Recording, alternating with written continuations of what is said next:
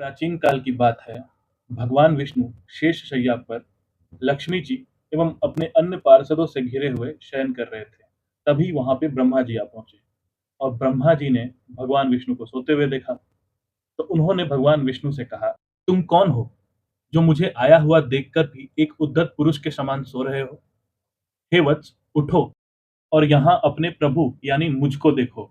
जो पुरुष अपने श्रेष्ठ गुरुजन को आया हुआ देखकर उद्दत के समान आचरण करता है, उस मूर्ख गुरुद्रोही के लिए प्रायश्चित का विधान किया गया है। इस बात को सुनकर भगवान विष्णु को क्रोध तो आया, लेकिन उन्होंने बाहर से शांत व्यवहार करते हुए ब्रह्मा जी से कहा, हे वत्स, तुम्हारा कल्याण हो, तुम्हारा स्वागत है। आओ, इस आसन पर बैठो। तुम्हारे मुखमंडल से व्यग्रता प्रदर्शित हो रही है और तुम्हारे नेत्र विपरीत भाव सूचित कर रहे हैं। इस पर ब्रह्मा जी ने कहा, हे वत्स, हे विष्णु, काल के प्रभाव से तुम्हें बहुत अभिमान हो गया है। हे वत्स, मैं जगत का पितामह और तुम्हारा रक्षक हूं। फिर भगवान विष्णु ने कहा, हे वत्स, यह जगत मुझ में ही स्थित है। तुम केवल चोर के समान दूसरे की संपत्ति को व्यर्थ अपनी मानते हो। तुम मेरे नाभि कमल से उत्पन्न हो, अतः तुम मेरे पुत्र हो। तुम तो व्यर्थ बातें कर रहे हो। ब्रह्मा और विष्णु दोनों एक दूसरे से एक ही तरह की बातें कह रहे थे। मैं श्रेष्ठ हूं, मैं स्वामी हूं, तुम नहीं।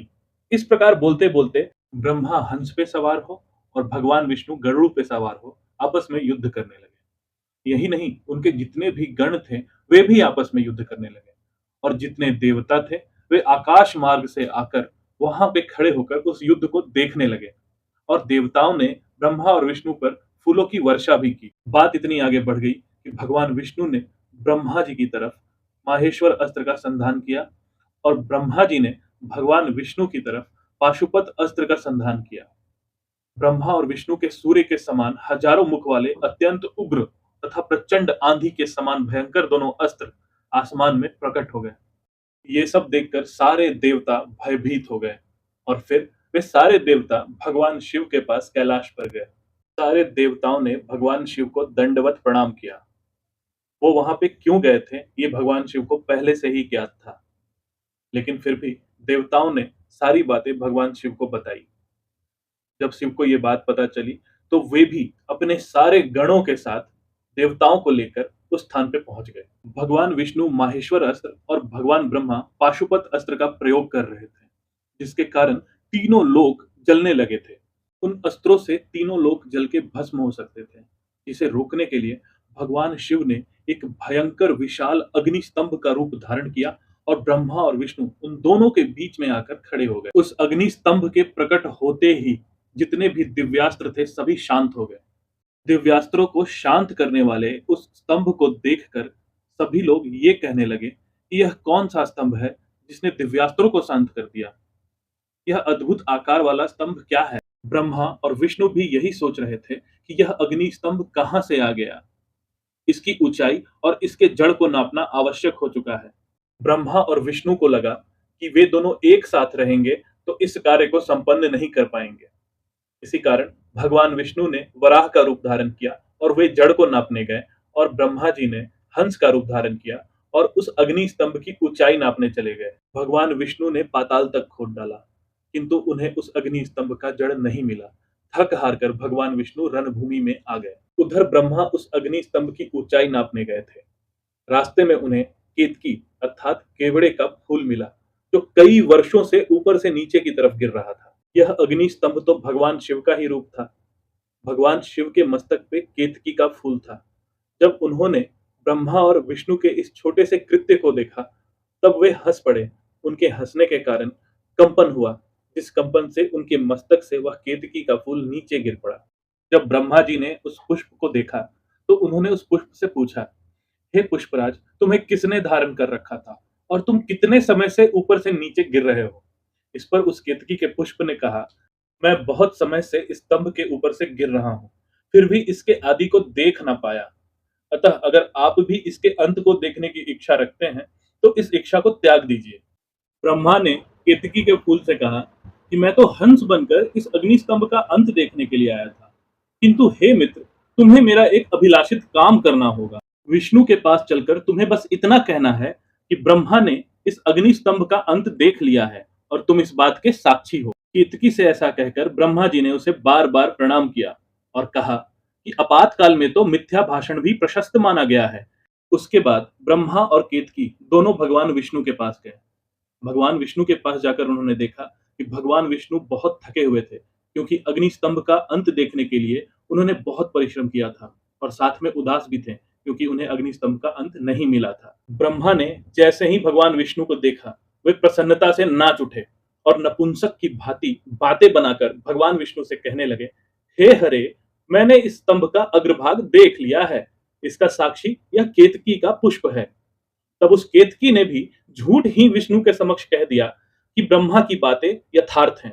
विष्णु ने ब्रह्मा की उस बात को सत्य मानते हुए उन्हें प्रणाम किया और षोडशो उपचार पूजन अर्थात 16 विधियों से उनका पूजन किया। उसी समय कपटी ब्रह्मा को दंडित करने के लिए उस प्रज्वलित स्तंभ लिंग से महेश्वर प्रकट हो गए। तब परमेश्वर को प्रकट हुआ देखकर विष्णु उठ खड़े हुए और कांपते हाथों से उनका चरण पकड़कर कहने लगे, मुझे समझ में आ गया है कि ये आप ही की लीला से हुआ है। आप हमारे पापों को नष्ट करें और हमें क्षमा करें। महेश्वर बोले, हे वत्स, मैं तुम पर प्रसन्न हूं, क्योंकि श्रेष्ठता की कामना होने पर भी तुमने सत्य वचन का पालन किया। इसीलिए लोगों में तुम मेरे ही समान प्रतिष्ठा और सत्कार प्राप्त करोगे। हे हरे, अब से आपकी अलग मूर्ति बनाकर पुण्य क्षेत्रों में प्रतिष्ठित की जाएगी और उसका उत्सव पूर्वक पूजन होगा। इस प्रकार परमेश्वर ने विष्णु की सत्य निष्ठा से प्रसन्न होकर देवताओं के सामने उन्हें अपनी समानता प्रदान की थी। उसके बाद महादेव शिवजी ने ब्रह्मा के गर्व को मिटाने की इच्छा से अपनी भ्रिकुटी के मध्य से भैरव नामक एक अद्भुत पुरुष को उत्पन्न किया। उस भैरव ने रणभूमि में ही अपने स्वामी शिवजी को प्रणाम करके पूछा कि हे प्रभु, आप शीघ्र आज्ञा दें, मैं आपका कौन सा कार्य करूं। शिवजी बोले, हे वत्स, ये जो ब्रह्मा है, ये इस सृष्टि के आदि देवता हैं। तुम वेग पूर्वक तीक्ष्ण तलवार से इनकी पूजा करो, अर्थात इनका वध कर दो। तब भैरव एक हाथ से ब्रह्मा के केश को पकड़कर झूठ बोलने वाले उनके 5वें सिर को काटकर हाथों में तलवार भांजते हुए उन्हें मार डालने के लिए आगे बढ़े। ब्रह्मा कांपते हुए भैरव के चरणों में गिर पड़े। यह देख भगवान विष्णु की आंखों में आंसू आ गए। भगवान विष्णु अपने आंसुओं से भगवान शिव के पैर को भिगोते हुए उनसे कहने लगे, हे ईश्वर, आपने ही पहले कृपा पूर्वक इन ब्रह्मा को पंचानन रूप प्रदान किया था, इसीलिए ये आपके अनुग्रह करने योग्य हैं। इनका अपराध क्षमा करें और इन पर प्रसन्न हो। ब्रह्मा ने भगवान शिव से कहा, हे ईश्वर, आप मुझ पर प्रसन्न होइए। आपकी कृपा से अपने सिर के कटने को भी मैं आज श्रेष्ठ समझता हूँ, मुझे क्षमा कीजिए। भगवान शिव बोले, हे वत्स, अनुशासन का भय नहीं रहने से यह सारा संसार नष्ट हो जाएगा। अतः तुम दंडनीय को दंड दो और इस संसार की व्यवस्था चलाओ। तुम्हें एक परम दुर्लभ वर भी देता हूं, जिसे ग्रहण करो। अग्निहोत्र आदि वैतानिक और गृह यज्ञों में आप ही श्रेष्ठ रहेंगे। सर्वांग पूर्ण और पुष्कल दक्षिण वाला यज्ञ भी आपके बिना निष्फल होगा। तब भगवान शिव ने झूठी गवाही देने वाले कपटी केतक पुष्प से कहा, अरे शठ केतक, तुम दुष्ट हो, यहां से दूर चले जाओ। मेरी पूजा में उपस्थित तुम्हारा फूल मुझे प्रिय नहीं होगा। भगवान शिवजी द्वारा ऐसा कहते ही सभी देवताओं ने उस केतकी के फूल को अपने पास से हटा दिया।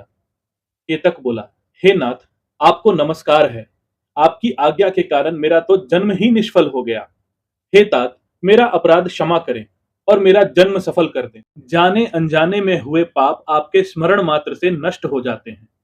फिर ऐसे प्रभावशाली आपके साक्षात दर्शन करने पर भी मेरे झूठ बोलने का दोष कैसे रह सकता है। भगवान शिव ने कहा, मैं सत्य बोलने वाला हूं, अतः मेरे द्वारा तुझे धारण किया जाना उचित नहीं है, किंतु मेरे ही अपने विष्णु और अन्य देवगण तुम्हें धारण करेंगे और तुम्हारा जन्म सफल होगा और मंडप आदि के बहाने तुम मेरे ऊपर भी उपस्थित रहोगे। इसके बाद भगवान विष्णु और ब्रह्मा ने सभी देवताओं के साथ भगवान शिव की पूजा की। भगवान शिव ने प्रसन्न होकर दोनों देवताओं से कहा, हे पुत्रों, आज का दिन महान है। इसमें तुम्हारे द्वारा जो आज मेरी पूजा हुई है, इससे मैं तुम लोगों पर बहुत प्रसन्न हूं।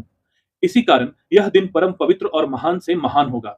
आज की यह तिथि शिवरात्रि के नाम से विख्यात होकर मेरे लिए परम प्रिय होगी। इस समय जो मेरे लिंग और मूर्ति की पूजा करेगा, वह पुरुष जगत की सृष्टि और पालन आदि कार्य भी कर सकता है। जो शिवरात्रि को दिन रात निराहार एवं जितेंद्रिय रहकर अपनी शक्ति के अनुसार निष्कपट भाव से मेरी यथोचित पूजा करेगा, उसको मिलने वाले फल का वर्णन सुनो।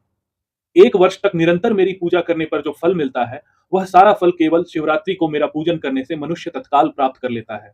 जैसे पूर्ण चंद्रमा का उदय समुद्र की वृद्धि का अवसर है, उसी प्रकार यह शिवरात्रि तिथि मेरे धर्म की वृद्धि का समय है।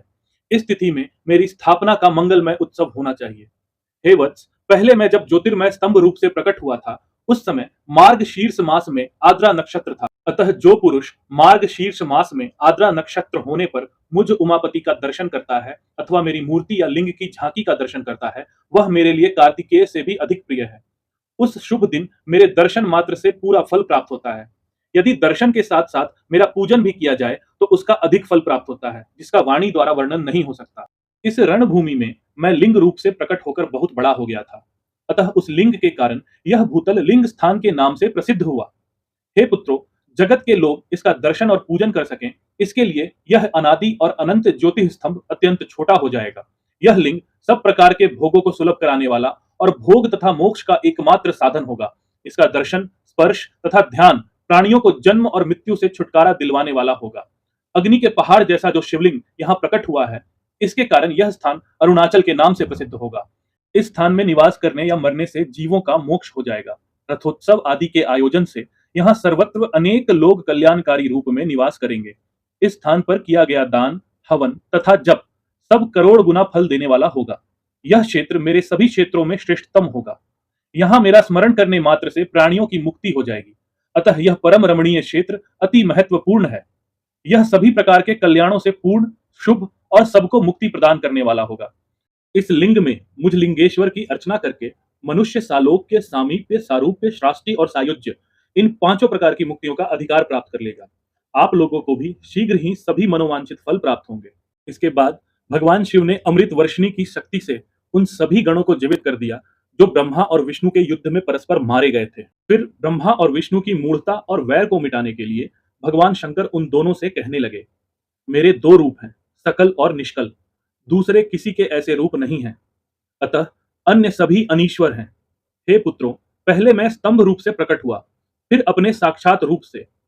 ब्रह्म भाव मेरा निष्कल रूप और महेश्वर भाव सकल रूप, ये दोनों मेरे ही सिद्ध रूप हैं, मेरे अतिरिक्त किसी दूसरे के नहीं हैं। इस कारण तुम दोनों का अथवा अन्य किसी का भी ईश्वरत्व कभी नहीं है। अज्ञान के कारण तुम दोनों को जो यह ईशत्व का आश्चर्यजनक अभिमान उत्पन्न हो गया था, उसे दूर करने के लिए ही मैं इस रणभूमि में प्रकट हुआ हूं। अपने अभिमान को छोड़ दो और मुझ परमेश्वर में बुद्धि स्थिर करो।